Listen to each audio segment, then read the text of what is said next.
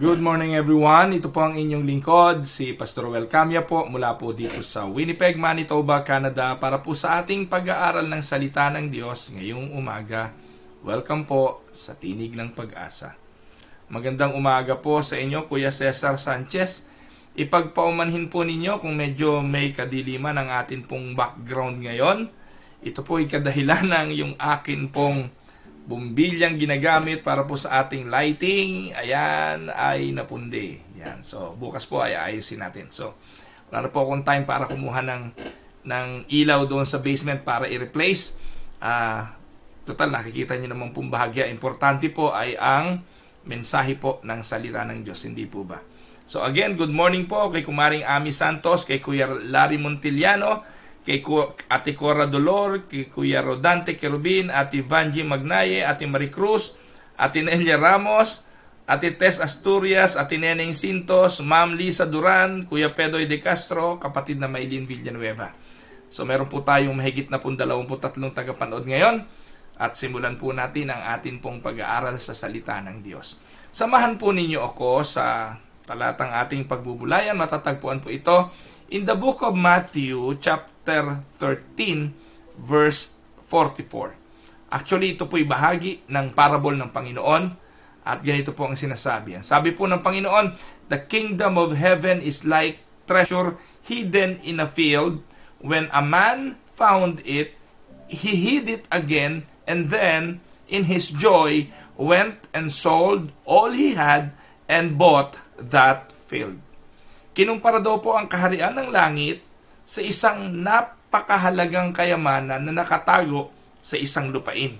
Nang natagpuan ito ng isang tao ang ginawa niya, itinago niya ito uli dahil ito'y napakahalaga at ang ginawa niya, umuwi siya, ibinenta niya ang lahat ng kanyang ari-arian at kanyang binili ang lupaing kanyang natagpuan. Mga kapatid, sa umaga pong ito, ang unang tanong na gusto kong ibigay sa inyo para pagbulay-bulayan is, what do you treasure the most? Sa atin pong mga buhay, ngayong umaga, mag-reflect po tayo, kung gabi na po dyan sa inyong lugar, mag-reflect po tayo, ano sa inyo ang pinakamahalaga? O anong bagay ang meron kayo na pinakamahalaga? Ito ba'y inyong pamilya, your family? O your staff, whatever staff it is? O your friends? Meron po kasi mga tao talagang parang ang buhay nila na andun na lang sa kanilang mga kaibigan. Ito yung pinakamahalagang bagay para sa kanila o pinakamahalagang relasyon para sa kanila. Yung iba, yung pamilya, yung iba, trabaho, yung iba ay pera, kayamanan. Mga kapatid, aminin man natin o hindi, we treasure all sorts of things. Your treasure is what you always think about. It is where you sink your time, and it is always be the communication of your life. Kung ano yung bagay na pinapahalagahan mo, kung ano yung bagay na tinetreasure mo, gusto mo ito lagi ang laman ng usapan. Hindi po kailangan magtagal ang kwentuhan ng dalawang tao para malaman ng isang tao kung ano yung kanyang pinapahalagahan. Subukan niyo po. Makipagkwentuhan po kayo. Sa isang bagong kakilala, magkwentuhan kayo. Hindi ho po pwedeng lumipas ang isang oras ng kwentuhan nang hindi nyo madidiskubre sa taong yon kung ano ang kanyang pinapahalagahan. Kasi basically, doon niya dadali ng kwentuhan. Iyon ang gusto niyang pag-usapan. Whether it is yung bagong apo, yung anak, yung pamilya, yung kanyang kotse, yung kanyang fishing hobby, yung kanyang bagong bahay, whatever it is. Kung ano yung mahalaga sa puso natin, lalabas at lalabas po ito sa kwentuhan ng ating buhay. It is most of the time we talk about. It is what your thoughts turn to again and again. And the people you spend time with probably have a pretty good idea of what you treasure. Hindi po ba? Ako po, pag nakakwentuhan ninyo, madidiscover ninyo na importante sa akin ang gawain ng Panginoon. Kasi ito po yung aking gustong pag-usapan. Yung misyon ng ministeryo ng Panginoon. Paminsan-minsan, maririnig nyo rin ako nakikipagkwentuhan tungkol sa pamilya. tungkol sa aking mga anak, tungkol kay Dang, tungkol sa usapin ng mga bagay na may kinalaman sa relasyon at kahalagahan ng buhay. So, most probably, kapag nakipagkwentuhan ka sa isang tao, you will know and you will discover what that man treasured in life. It is certainly easy to see what the man in this parable, in Jesus' parable, treasured in his life. At ano po ba yon? Nung natagpuan niya po ang kayamanang ito, immediately, ibinenta niya ang lahat at binili niya ang lupaing yon. Ano pong ibig sabihin? Ganun niya pinapahalagahan yung natagpuan niyang kayamanan. At ayon sa parable, ito po ang kaharian ng Diyos. Ano po? Babalikan ko po yung parable. The kingdom of heaven. Ibig sabihin, that is the relationship with God. That is the kingdom of God. The kingdom of heaven is like a hidden treasure in a field. So, ganun po yung kaharian ng Diyos. Mga kapatid, ang kaharian ng Diyos ay nakatago sa paningin ng mga tao. At ang tanging mga taong binigyan ng Diyos ng pagkaunawa ang siyang makakasumpong nito. Kaya kapatid, kung ikaw ay Kristiyano at natagpuan mo ang kaharian ng Diyos, ang kaharian ng langit sa iyong buhay, nakilala mo si Jesucristo bilang Panginoon, nakilala mo ang kanyang pagliligtas sa krus ng Kalbaryo, ibig sabihin, katulad ng lalaking ito, nakasumpong ka ng treasure of great price. That is a pearl of great price. The question is, anong gagawin mo? Marami po kasi mga tao sa panahon natin ngayon, natagpuan si Kristo, natagpuan ang kanyang kaharian, and yet, wala ring nagbago. Idinagdag lang yung Kristo sa kanyang buhay na kanyang pinapahalagan. It shouldn't be like that. It should not be like that. Ang Panginoong Jesucristo ay hindi dapat isang maliit na bahagi lang ng buhay natin. Hindi lang ho siya dapat ingredient ng ating mga buhay. Hindi ganon ang gusto ng Panginoon. When you found Him as a pearl of great price, iiwanan mo ang mga bagay na dati mong pinapahalagahan ng higit. At siya ang magiging prioridad na pagkakalooban mo ng pagpapahalaga. That is what the parable is telling us all about. Ganun po ang ginawa ng lalaking ito. He sold everything he had to get the pearl of great price. He realized that the treasure in that field was more valuable than everything else he had put together. At alam niyo po ang dahilan kung bakit ikinuwento ng Panginoon ang parable na ito. For us to understand that being part of His kingdom, His family, is more valuable than everything else we have put together. Amen? Kaya po walang pinakamahalagang relasyon sa mundong ito kundi ang pagkakapatiran bilang mga Kristiyano. Walang pinakamahalagang kaharian kundi ang kaharian ng Panginoon. At walang pinakamahalagang loyalty na dapat meron tayo kung hindi ang relasyon natin sa ating Panginoong Jesucristo. Why? Why? Because everything you put up, it will not last for long. Aminin man natin o hindi, your house won't last forever. Your car won't last forever. Your career won't last forever, ever. Even your relationships, whatever relationship you have, won't last forever. Walang forever. Iiwanan ka rin yan.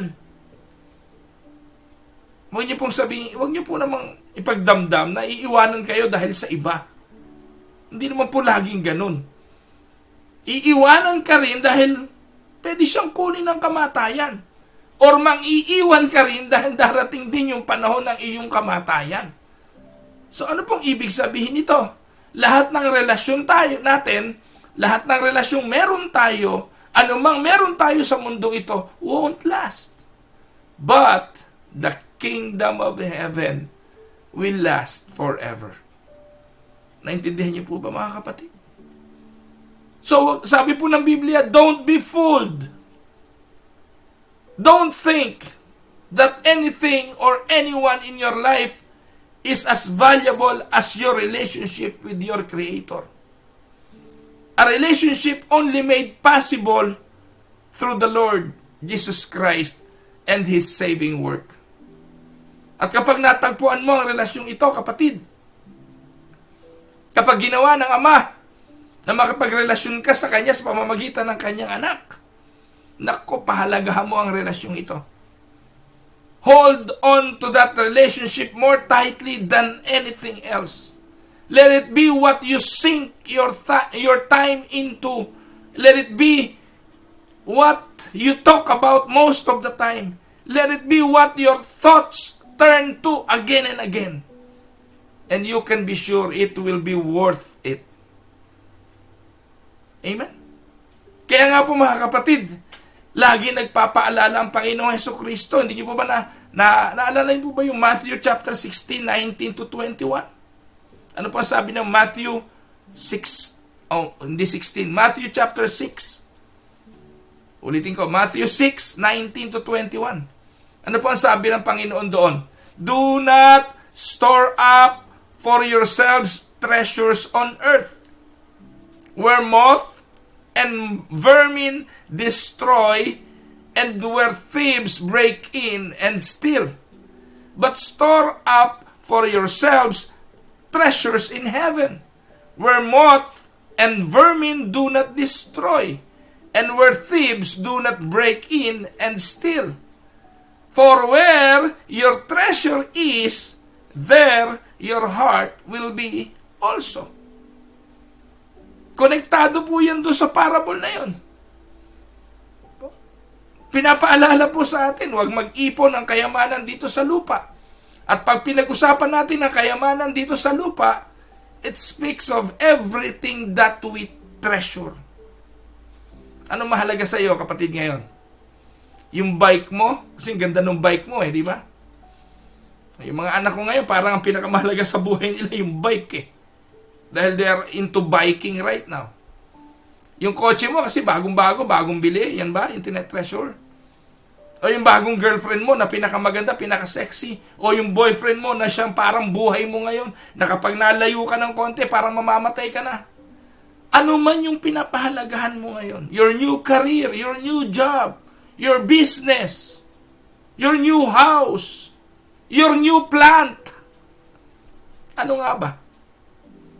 Ang sabi po ng Biblia, do not treasure up for yourselves treasures on earth. Hindi po sinasabi nito na huwag tayong magkagusto sa mga bagay na ito. Na huwag natin itong i-acquire kung kaya naman natin. Pero ang pinag-uusapan po natin dito, in comparison to the kingdom of God, huwag naman pong mangibabaw pa ang mga bagay na ito para ang atin pong paglilingkod sa Diyos ay ang mapag-iwanan. Kasi po, in reality, no, at ito'y masakit na katotohanan, maraming mga Kristiyano ngayon, and I'm talking to the Christians. Yung Kristiyano kasi dapat ang loyalty, dapat kay Christ. Yung Kristiyano po kasi dapat ang pangunahin ay ang kanyang paglilingkod sa Panginoon. Pero ngayon, marami po, wala na. Alam niyo po, ang isa sa ginawa nitong COVID pandemic na ito, ipinakita kung sino ang totoo at kung sino ang hindi. Marami pong mga tao pumupunta sa simbahan na pipilitan lang. Marami pong mga tao nagpupunta sa simbahan dahil nahihiya lang sa sasabihin ng iba.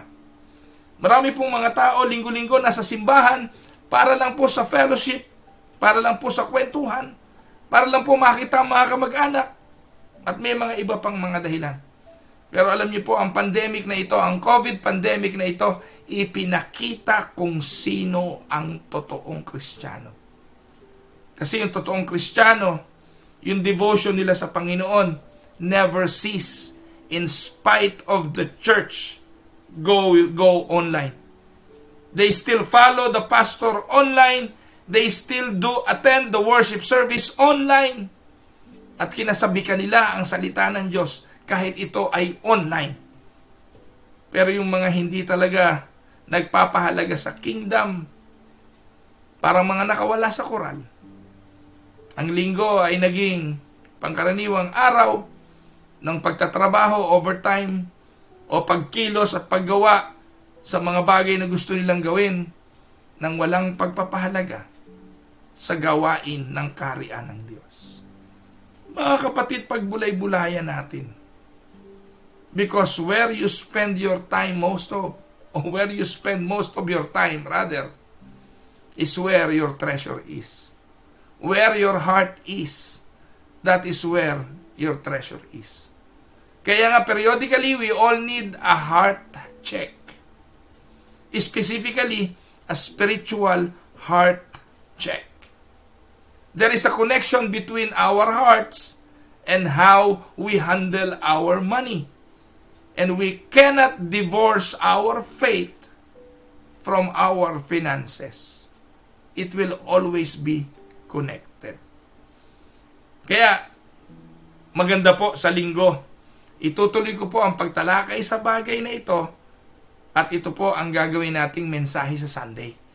So, sundan niyo po ako dahil I will discuss this subject on Sunday sa Winnipeg Unida Christian Church online, and I hope maging instrumento ito para tayo paalalahanan na where our treasure is, there our heart will be as well. Magandang umaga po sa inyo mga kapatid. I hope everything is okay with you. Dudulog po tayo sa Panginoon. Nais ko po na ilapit natin sa Panginoon ang mga may karamdaman. Ang akin pong si Ate Ellen Gonzales ay nag-message po sa akin. Isama natin siya sa prayer. Sila ni Kuya Monching, si Ate Ellen, si Ate Evelyn, at ang asawa niyang si Kuya Ben, na sana po yung kanilang swab testing for COVID ay negative. No? Sana po ay hindi sila infected ng COVID. Sama po natin sa prayer ang Ate Heidi Mejia, ang kanyang nanay, si Nanay Nene, at ang pamilya po ng mga Olaes sa pagpanaw po ng kanilang kapatid. Sana po ang kaaliwan ng patuloy pang manahan sa kanilang tahanan. Patuloy na prayer para kay Epoy, kay Romel at kay Mark. Ganon din po panalangin para sa aming Pastor John Ocol sa kanyang patuloy na kalusugan, kay kapatid na Egay Quadra, kay Tatay Clarito Quadra, kay Pinsang Oji Ramos, patuloy na kalusugan ng kanyang katawan. Prayer para kay Ate Galo Tonggian, kay Ate Mayet Rodriguez, kay Tita Tessie Paredes Chu, kay Tita Myra Paredes Libertino, kay Tito Elmer Paredes, patuloy pong kalusugan sa kanilang mga pangangatawan. Panalangin para kay Ate Mirna Sinfuente at ang kanya pong asawa, si Kuya Nestor, si Ai Advincula, at ang pamangkin po ni Kuya Bert Castillo na si Felix, si Carl Jason Ruin, ang kapatid na Debbie from Grand Prairie, patuloy siyang pagpalain ng Panginoon, si Lolo Abe, si Jules Masalunga, si Jonah Adaw sa kanyang pagdadalang tao, ang nanay po ni Ate Wenny Domingo, patuloy pong kalusugan para sa kanya, si kapatid na Mirna Gonzales, kaibigan po ng pamilya ni Armin at ni Ney Garcia, ang patuloy pong kalakasan para kay Kuya Boyet Sanchez. Ganon din po patuloy na pagbibigay ng lakas at linaw ng isipan sa aming si Kakang Lole Atanasio, ang kanyang asawa si Tita Remy, si Tatay David Marasigan po ay nasa hospital. I hope is still okay, Tatay David. Patuloy po namin kayong sinasama sa panalangin. Si kapatid na Bobby Marasigan, ang aming si Nanay Puste Paredes, si Nanay Tateng Sarial, si Nanay Anchang at si Tatay Bitoy Rodriguez, si Kuya Ikoy at si Ate Gaying Ramos, si Nanay Elong Santarin, si Nanay Engay Henido, si Nanay Elisa Capillar, si Tatay Omar, at si Nanay Dadeng, si Nanay Honor Santarin, si Tatay Eleno, at si Nanay Pasing Silya, si kapatid na Stephanie Ferrer, patuloy na hinihiling sa panalangin ni Ate Telly Hernandez, si Nanay Hema de Castro, si Ate Lita Cadavedo, si Ate Elvie Paredes, si Kuya Pedro de Castro at ang kanilang mga sambahayan. Panalangin din para kay Tatay Conrado Hinido at Nanay Nita Hinido, mga magulang po ni Ate Ellen Estopase. Patuloy din po natin ipanalangin si Tatay Omar, si Nanay Dadeng Garcia, si kapatid na Ato Duwatin na I heard nasa hospital, si Ate Tess Asturias, si Nestle at si kapatid na Jesser Asturias, ang pamilya ni Marjorie Almasar at ang patuloy na pagpapala sa kanilang hanap buhay. Patuloy na pag-iingat kay Lee Asturias Hodril, ang panalangin niya para sa kanyang anak na si Ariana Kirsten na maging successful yung operation. I hope she is okay now. Patuloy na pagpapala kay kapatid na Justa de la Cruz, ang lola ni Mina Saludaga, ang hipag ni Ate LV Paredes na nawa ay hindi na COVID, si kapatid na Corazon Alcantara, prayer po para kay Jen de la Cruz, kay Ate Tess Asturias, para po kay Ariana, at si Ate Tess Manuel, patuloy po natin isama sa prayer, ang Nanay Lolit Ruperto para po sa kanyang eye surgery, at ang inyo pa hong maraming mga prayer request. Titingnan ko po sa ating comment, baka po meron pong mga kahilingan pa bago tayo dumulog sa atin pong panalangin.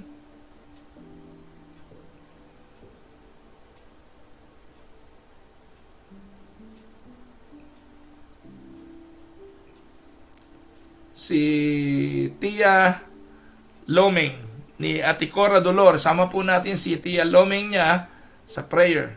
Idulog po natin ang kanyang kahilingan. Para po kay Sunny Tibayan, yung kanyang pagtulog sa gabi, yan, sama po natin sa prayer. At patuloy na panalangin po para sa pamilya Almasar, Enriquez Almasar.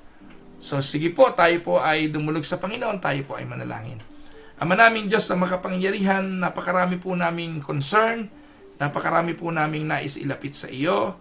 Maraming mga laman ng puso namin, Panginoon, pero ang isa sa konsolasyon na meron kami ay ang katotohanan na wala namang nalilingid sa iyo. Lahat ng bagay ay nababatid mo, alam mo ang lahat ng ito, at handa mo po itong tugunan. Wala po kaming kapangyarihang pilipitin ang iyong mga kamay para puwersahin kang sundin at ibigay ang mga gusto namin. Kahambugang sabihin sa amin na ang mga bagay na ito. Kahambugang sabihin kiniklaim namin ang mga bagay na ito. Sapagkat sino nga po ba kami para gawin ito? Ama, wala pong pwedeng mabago ni tuldok sa iyong mga salita. Yung pakayang kalooban mo ang kaya naming baguhin. Hindi po namin yung kaya. Kaya po araw-araw na iyong ginagawa sa buhay namin, ang amin pong ginagawa ay nagpapasakop sa iyong kalooban. Kinikilala na ikaw ang masusunod. Ikaw ang may kapangyarihan. Ikaw ang may tadhana ng lahat ng ito sapagkat natanaw mo na ang pwedeng mangyari bukas. Panginoon, alam namin lahat ng ginagawa mo sa iyong mga anak ay mabuti. Hindi mo po kami gagawa ng bagay na hindi namin kaya na magiging daan para sumuko kami sa pananampalataya. Hindi po yun mangyayari. Kaya anuman ang iyong mga pagkilos, nagpapasalamat kami. Kahit hindi namin ito naiintindihan.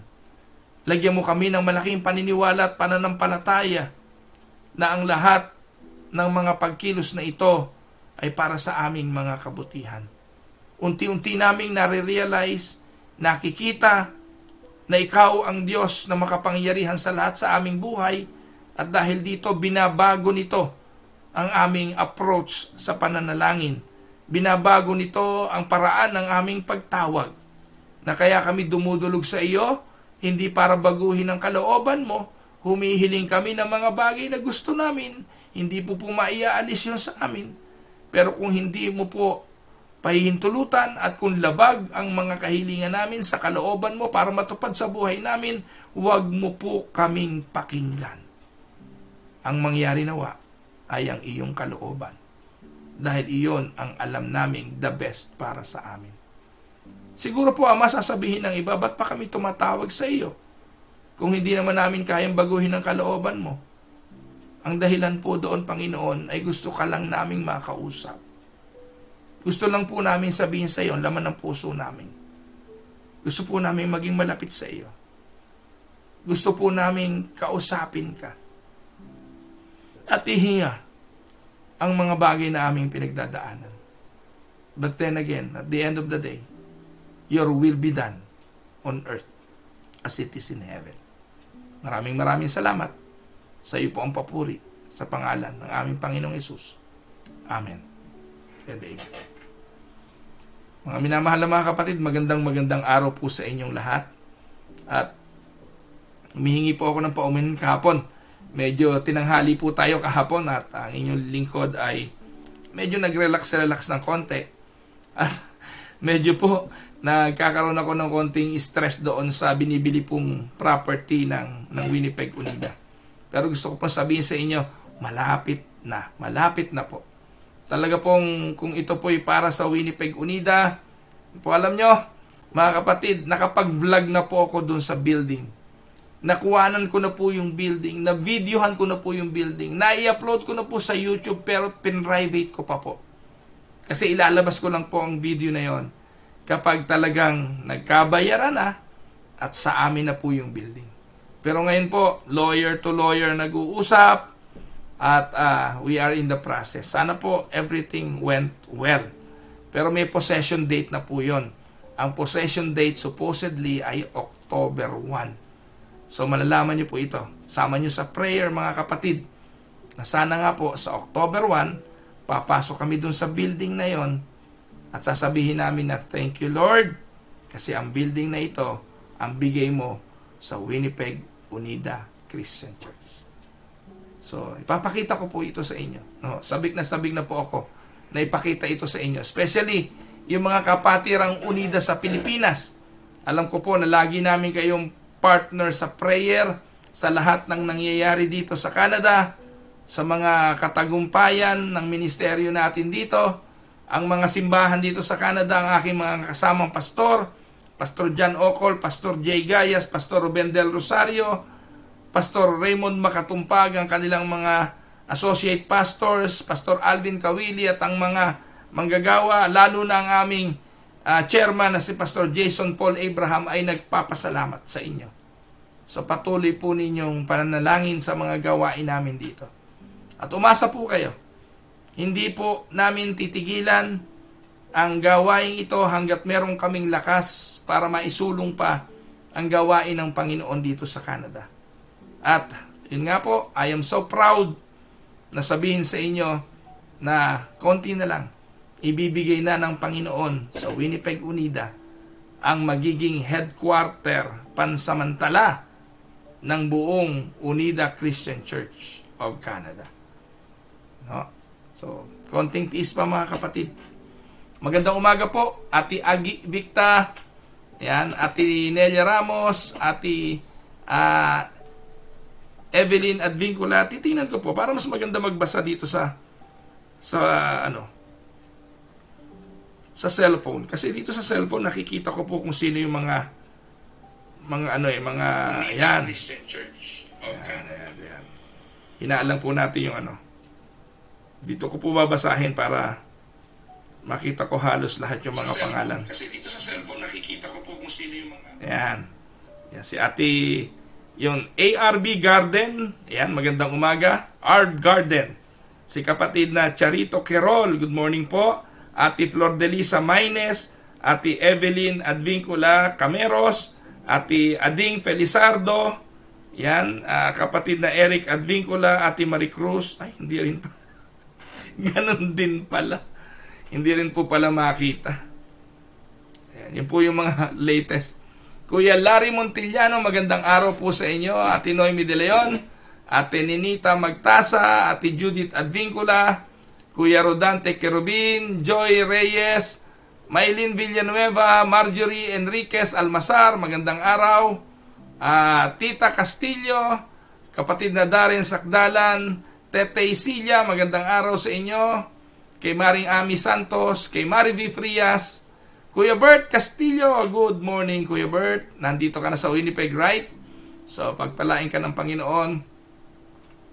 At Ate Agnes Causaren, Ate Vanji Magnaye, Tita Mayra Paredes Libertino, mga kapatiran natin dyan sa Aristocrat Restaurant, pagpalain po kayo ng Panginoon. Brother Dong, Kuya M.A. Paredes,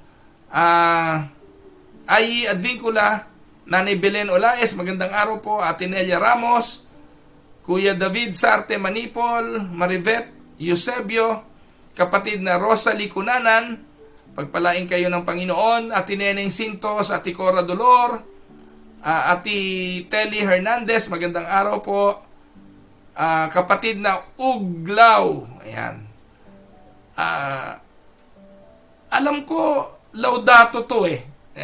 Hindi ko alam kung, alam niyo po, si kapatid na Dave ay merong, Dave Laudato, meron siyang kapatid na nakasama ko sa youth camp nung araw. Hindi ko matandaan ko si Jerry o itong si Brother Uglaudato na ito eh.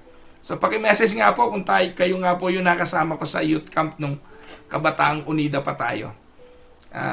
Si kapatid na Bernadette Causaren, magandang araw po. Kapatid na Sunny Tibayan, ang kapayapaan ng Diyos ang sumainyo. Ayan. Ate Tess Asturias, magandang araw po. Opo, ikukumusta ko po kayo kay Tatay David Marasigan. May karamdaman po ngayon si Tatay David, sama niyo po siya sa prayer. Yan, sino po ba? Ate Nelia, Ate Betty Saria, magandang araw po. Ate Ellen Gonzales, Ate Delia Magkawas, at Kuya Ban Magkawas. Ayan, Ate Charito Querol, magandang araw po. Ate Flor de Lisa Maines, Ate Evelyn Cameros, Ate Ading Felizardo, pagpalain po kayo ng Panginoon. Kuya Emil Serrano, magandang araw po. Ate Neri Cabral, yan. Sabi niya, sa kalooban ng Diyos, dito na daw po magje-General Assembly. Yan, amen, praise the Lord. Yan, good morning po. Ayan, kapatid nga po pala ni Kuya Dave Laudato, si kapatid na paano ko ba i-pronounce ito? Uglaw, yan. So, pagpalain po kayo ng Panginoon. Ayan, mga kapatid, magkita-kita po ulit tayo bukas. Wednesday na po ngayon. Mamaya pong gabi may prayer meeting. So kung available po kayo, mamaya ulit, lilitaw na naman po sa Facebook ang inyong lingkod para po sa ating online prayer meeting. Pagpaumanhin nyo po, medyo madilim. May shadow ako dito. Yung ilaw natin ay yung maliit na ilaw lang yung ginamit ko. So bukas po, ayusin po natin ito para mas maliwanag. Again, pagpalain kayo ng Panginoon. Ito po ang inyong lingkod, si Pastor Roel Camia, para po sa Tinig ng Pag-asa. Si Bunso pala, Lily Camyalu, lagi ko po nakakalimutan yung pinsan ko si Bunso. Araw-araw po yan nakikinig. Pagpalain po kayo. And see you again tomorrow.